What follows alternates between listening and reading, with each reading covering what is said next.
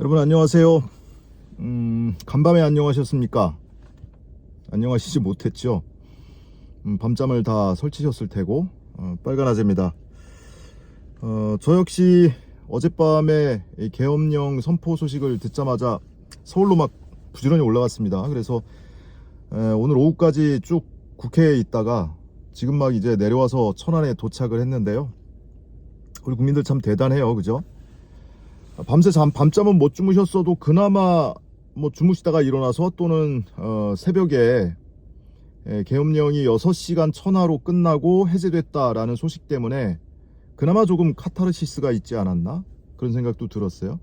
그리고 그 카타르시스를 적지 않은 시민들이 직접 국회 앞 대로에서 현장에 나와서 날이 좀 춥기는 했습니다마는 아주 뜨거운 열기 속에 윤석열을 체포하라고, 계엄령을 해제하라고 이런 구호를 외치면서 결국 국회를 수호하고 민주주의를 수호한 시민들이 됐던 거죠. 그 현장에 있었던 일원이었다는 것이 스스로 굉장히 뿌듯하네요. 뭐 그러려고 간 거니까요. 근데 밤새 현장에 있으면서 뭐 그냥 이런 생각이 들었어요. 이거 도저히 납득이 안 되는데, 이해가 안 되는데 하는 대목이 몇 가지가 있는데 그걸 여러분과 좀 공유를 해보려고 해요. 왜냐면은 이런 의문점들이 윤석열 탄핵 심리하고 그리고 이후에 윤석열 사법처리 과정에서 다뤄질 쟁점이기 때문에 그래요. 그냥 현장에 있었던 시민의 한 명으로서 제 눈에 비친 이해 못할 대목들은 윤석열 대통령이 계엄령 해제를 선포한 것이 새벽 4시 반쯤이었잖아요. 근데 국회가 계엄령 해제 결의안을 의결한 게 새벽 1시쯤이었습니다. 그러니까 국회가 의결을 하면 대통령은 지체 없이 해제하게 돼 있어요. 물론 그 절차는 있죠. 국무회의를 거쳐서. 그 지체 없이라는 표현이 좀 추상적이긴 한데 3시간 반이 걸린 이유가 뭐냐. 윤석열은 그렇게 설명을 하죠. 국무회의를 소집을 했는데 국무위원들이 아직 도착을 안 했어. 소집하는데 시간이 좀 걸려. 그러니 좀 기다려봐. 이렇게 발표를 했었단 말이에요. 근데 그게 3시간 반이나 걸려요? 그 정족수 채우는데 3시간 반이나 걸려요? 그러면 어젯밤에 윤석열이 1차 담화를 통해서 계엄령을 선포한 게 밤 10시 반쯤이었단 말이에요. 11시부로 비상계엄을 선포한다. 그리고 국회가 이걸 해제하라고 의결한 게 새벽 1시였어요. 2시간밖에 안 됐었거든요. 44년 만에 대통령이 비상계엄을 선포했는데 국무위원들이 국무회의 참석하기 위해서 이제 다 모였다가 비상대기를 하거나 상황 유지를 하지 않고 다 관사로 귀가했다는 얘기입니까? 집에 가서 잠을 잤다는 얘기예요? 그 사람들 끌어모으는데 3시간 반이나 걸렸다는 얘기예요? 이 부분이 납득이 안 되는 거예요. 국회에서 의결을 했는데 대통령실에서는 아무런 반응이 나오질 않고 3시간 반을 지내다 보니까 현장에 많은 시민들이 불안해하고 있었어요. 뭔가 또 있다 이거. 마음을 놓을 수가 없다. 그게 왜 3시간 반이나 걸렸을까? 그 국무위원들은 왜 초비상 상태여야 되는 거잖아요. 전시, 사변, 그에 준하는 국가 비상사태인 거잖아요. 그래서 윤석열이 선포한 거 아닙니까? 그 명분으로. 근데 그런 상황에서 2시간을 못 있고 귀가했다고요? 많은 시민들이 그거를 해제 권한을 갖고 있는 국회의사당으로 모여들고 있는 그 시각에 도대체 이 사이에 무슨 일이 있었던 거냐. 여기 뭔가가 있는 것 같다라는 생각이 들었고요. 또 하나는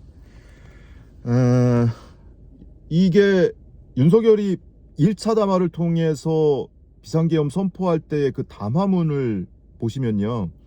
그 워낙 지금 막 상황이 긴박하게 돌아가다 보니까 10시 반에 발표했던 담화문 내용 다 기억을 못 하실 수도 있는데 그거 다시 한번 읽어보거나 다시 한번 들어보세요. 저게 맨정신이야 싶어요.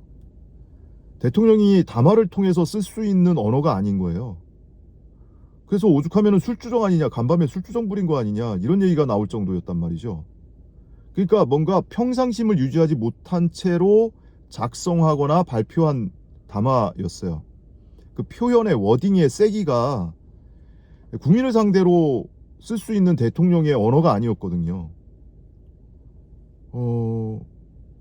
정말 시정잡배가 쓸 수 있는 가장 센 욕설을 써놓은 것 같아요.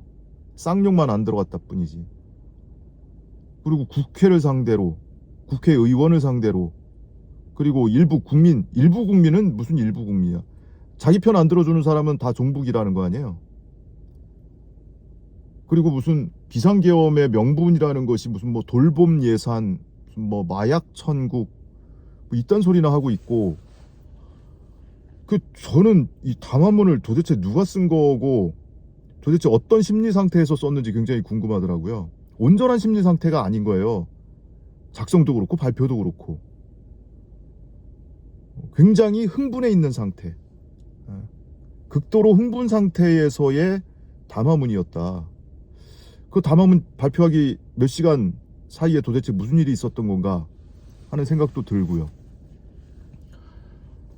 그리고 이제 뭐 그 전에 계엄령 선포를 하더라도 국무회의를 거쳐야 되고, 그리고 국방장관이 계엄령 선포를 건의하더라도 국무총리를 거쳐서 건의하게 돼 있고, 근데 국무총리 거쳤냐 안 거쳤냐, 또는 국무회의를 거쳤냐 안 거쳤냐, 뭐 이런 것에 대해서 지금 사실관계가 오락가락 지금 하고 있는 상황이기는 한데요. 국무위원들 중에 일부는 또 반대를 했었다고 하죠. 계엄령 선포에 반대를 했었다고 하는데, 뭐 이게 이제 과반 의결 뭐 이런 게 필요한 것이 아니고, 거기서 심의를 하면 대통령이 이제 지멋대로 할 수 있는 거라고 하니까 그렇게 발표를 한 것인데, 이게 또 하나의 이 졸속이다, 또는 평상심에서 발표한 내용이 아니다라고 느끼는 게 뭐냐면, 이거 일종의 군사작전이잖아요. 계엄군이 투입되고, 계엄사령부가 다른 헌법기관의 권한을 일부를 자신들이 행사를 하는 초비상상태인데, 이 군사작전이라고 쳐놓고 보면 정말 큰일 날 뻔했구나. 물론 이것이 뭐 적군을 상대로 한 전시 상태는 아니었기 때문에 국민을 상대로 또는 다른 헌법기관을 상대로 하는 일종의 군사작전인 것이어서 뭐 쓸 수 있는 모든 표현을 다 써서 천만다행이다 라는 생각이 들기도 하는데요. 졸속이어서 천만다행이다. 국회가 단 2시간 만에, 2시간 반 만에 이거를 일사천리로 해제 결의안을 통과시켜 버렸어요. 물론 그 과정은 순탄치는 않았죠. 경찰이 국회 경내로 진입하던, 국회의사당으로 진입하던 국회의원들을 막아세워서 일부는 진입을 못하기도 하고, 일부는 담 넘어 들어가기도 하고, 그리고 심지어 계엄군이 국회 창문을 부수고 들어가서, 파손하면서 들어가서 국회 본관에서 이 소화기를 뿌리면서 국회 직원들 또는 당직자들이 저항을 하고, 그런 물리적 충돌도 벌어졌고요.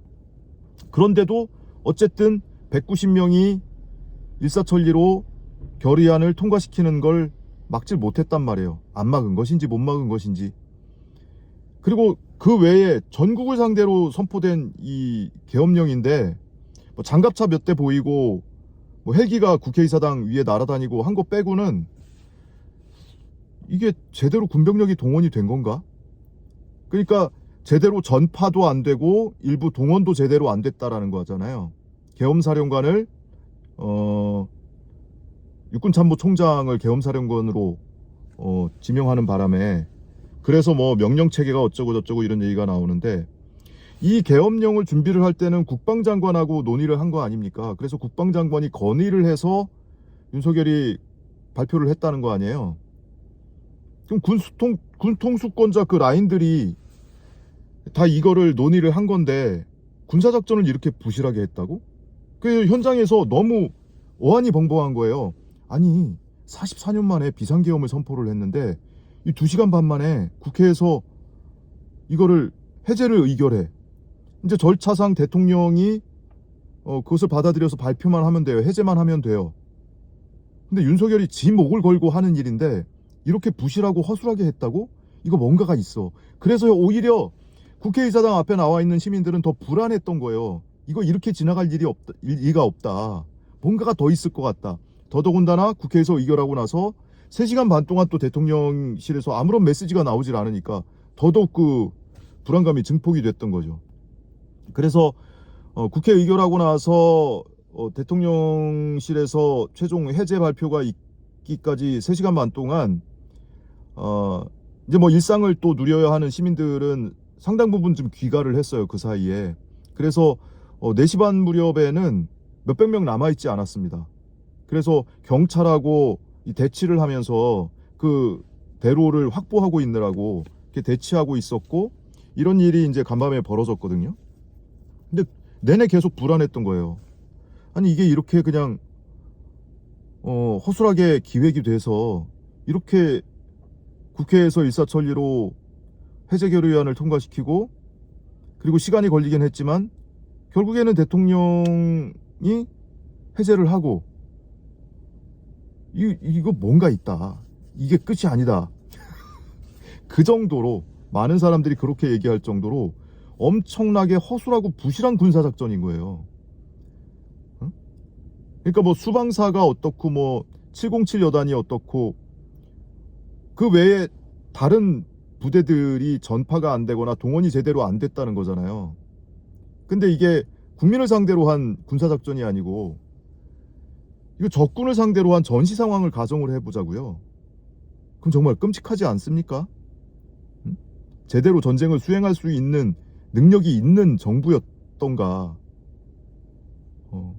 그런 생각이 들어요. 그래서 결국 현장에서 그냥 지켜본 사람의 의문점이 이런 몇 가지가 있는 것인데, 결국에는 이제 국회에서 탄핵안 의결하고 헌법재판소에서 심리를 하고 이후에 형사처벌을 위한 사법 절차 과정에서 이런 내용들, 의문점들이 하나 둘씩 이제 밝혀져야 되겠죠. 어쨌든 국회에서는 뭐 윤석열 탄핵안 뭐 정광석화로 지금 이제 제출을 했어요. 그래서 특히 조국혁신당에서 15개 사유로 탄핵안을 이미 만들어 놓고 있었다고 하니 어제 밤새 있었던 이 위헌위법적인 비상계엄 선포에 대해서 하나 이제 얹은 거죠. 그래서 16개 사유를 다 적시 기재할지, 안 그러면은 거기에 이제 중요하고 확실한 일부 사유만 적시를 할지 모르겠으나, 몇 개를 기재를 하든 간에, 탄핵 사유를 몇 개를 기재를 하든 간에 헌법재판소에 올라갔을 때 헌법재판소가 그 중에 일부라도 위헌이고 위법하고 사안이 중대하다라고, 그래서 대통령을 파면해야겠다라고 판단이 되면 다른 사안들에 대해서는 판단을 따로 하지 않고 명백한 사유만 가지고도 이제 대통령 파면을 의결할 수 있다고 하니까요. 결정할 수 있다고 하니까 그런 상황이고, 근데 1차적으로는 일단 국회를 통과해야 되겠죠. 빠르면 내일 새벽에 자정 직후에 본회의 보고를 하고, 본회의 보고하고 나서 24시간 이후 72시간 이내에 의결을 하게 돼 있기 때문에 빠르면 금요일 새벽에 의결을 할 수도 있을 겁니다. 최대한 빨리 서둘러서 할 거예요, 국회도. 왜냐면 윤석열이 지금 무슨 짓을 할지 모르니까 또다시 계엄령을 선포할 수도 있고, 아니면은 이 위기 모면책, 위기를 타개하기 위해서 국지전을 유도할 수도 있고, 이런 상황이기 때문에 안심할 수가 없는 상황이거든요. 그래서 최대한 빨리 처리를 할 거라서 금요일 새벽에 국회 의결을 거쳐서 헌법재판소로도 이송이 되지 않을까. 그럼 200석을 넘겨야 되는데, 어제가 아니죠. 오늘 새벽에 이것을 비상계엄 해제 결의안을 통과시키는데 국힘의원들이 일부가 참여를 했죠. 그래서 190명이 참석을 해서 가결을 시켰는데 200석을 넘겨야 되니까 국힘의원들 중에 일부 최소한 한 9명, 10명 정도는 이 가결표를 던져야 돼요. 그래서 과연 국힘이 어떻게 나올 것인가. 지금도 뭐 탄핵 얘기는 지들 입으로는 안 꺼내잖아요. 무슨 뭐 탈당조차도 의총에서 이 의견을 모으지 못할 정도의 정당이니까. 근데 어쨌든 지금 이 상황에서 이 군불이 막 모락모락 피어오고 있는 상황에서 윤석열이 거기다 기름을 확 부어줬단 말이에요. 땡큐죠, 덕분에 우리 힘을 덜게 됐다. 지금 이 상황에서 탄핵하면 안 돼요, 탄핵 사유가 안 돼요, 이딴 소리를 감히 하는 자가 누가 있을까. 그렇게 놓고 보면 국힘도 이것에 대해서 탄핵안에 참여하지 않으면 정치적으로 국민한테 타 죽을 겁니다. 타 죽을 걸 각오하고 윤석열한테 충성들 하시든지. 그래서 국회를 통과하고 나면은 헌법재판소를 가는데, 헌법재판소에서 이 탄핵안을 심리할 수 있는 정족수가 7명이에요. 전체 총원이 9명인데 7명이 재속을 해야 심리를 할 수 있고, 그 중에 6명이 찬성을 해야 이 탄핵안이 가결이 되거든요. 근데 지금 3명이 임기 만료로 퇴임을 해서 지금 헌법재판관이 6명밖에 없습니다. 그럼 이걸 심리하려면은 7명이 있어야 되는데 어떻게 하는 것이냐. 근데 지금 이진숙 방통위원장 탄핵안 헌법재판소에서 심리하고 있잖아요. 이게 전례가 있는 거예요. 7명이라고 해서 심리 정족수가 안 돼서 차일피일 계속 미루면 그 피청구인은, 탄핵의 대상이 된 피청구인은 직무가 정지된 채로 무한정 기다려야 하는 상황이 발생한다. 이것이 오히려 반헌법적이다. 그래서 그 해당 조항 7명이 있어야 심리를 할 수 있다라고 하는 해당 조항의 효력을 일시 정지를 시킨다. 그런 결정이 받아들여져서 지금 6명이 심리를 하고 있거든요. 그러니까 이런 상황 전례도 있고 하니 지금 헌법재판관 6명이 심리를 하고, 대신에 어찌됐든 6명이 모두 동의를 해야 이 파면 탄핵이 결정이 되는 겁니다. 과거 박근혜 탄핵 때도 뭐 보수적인 헌법재판관도 있고 했지만 결과적으로는 전체가 동의를 해서 탄핵이 진행이 됐거든요. 그래서 이와 같이 아니, 한동훈이, 윤석열이 계엄령 선포하자마자 한동훈이 먼저 나서서 그러잖아요. 이거 위헌이고 위법이다. 뭐 그렇게 얘기를 할 정도고, 많은 헌법학자들 그리고 헌법연구관들 뭐 이런 사람들이 밤새 방송에 나와서 이것은 뭐 내란에 해당될 수 있다라고까지 얘기를 할 정도이니, 그리고 국회에서도 CCTV 분석 여러 가지 밤새 작업을 거쳐서 이것이 헌정유리인 상황이었다라는 것을 확인하고 있다고 하는 거 아니겠습니까? 그래서 계엄령이나 경찰이 국회의 이 기능은 계엄령 하에서도 이거를 통제할 수 없거든요. 왜냐하면은 계엄령을 발동하는 건 대통령이라 하더라도 그것을 지속할지 여부에 대해서는 국회의 권한이 있는 것이기 때문에 헌법적 권한이에요. 근데 계엄령을 발동을 하고 1차 포고령에서 국회를 비롯해서 모든 정당 활동, 정치 활동을 금지한다라는 것은 이건 헌법을 넘어서는 포고령이기 때문에 이거 자체가 애시당초 무효한 포고령 아니겠습니까? 그러니까 이런 상황들, 거기서 계엄군이 국회 본관까지 쳐들어와서 거기서 뭐 유리를 파손하고, 그리고 국회 사무처 직원이나 당직자들하고 소화기를 뿌려가면서 물리적 충돌을 빚고 이런 상황이 있었고, 심지어는 CCTV를 분석했더니 우원식 국회의장, 이재명 대표, 한동훈 대표 3명한테 체포조가 운영됐다는 거 아닙니까? 각기 다른 동선을 통해서 3명을 체포 또는 감금하려고 했던 것 같다, 구금하려고 했던 것 같다.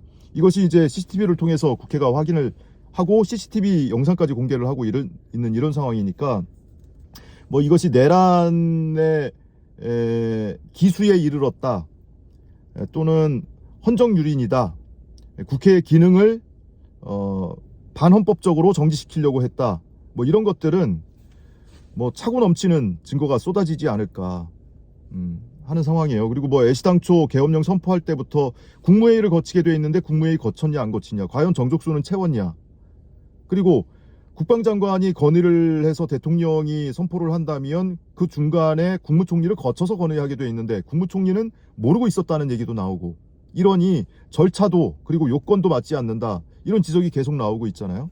그래서 헌법재판소에 일단 올라가면 국민의 뜻을 거슬러서 결정이 될 가능성은 별로 없다, 이렇게 보여져서 결국에는 윤석열이 스스로 자충수를 둔 것이고 스스로 본인 명을 재촉한 거죠.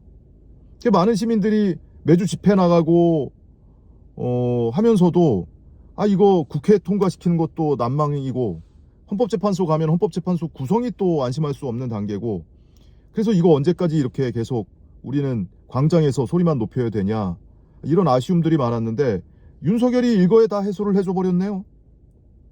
그래서 더더욱 이상한 거예요.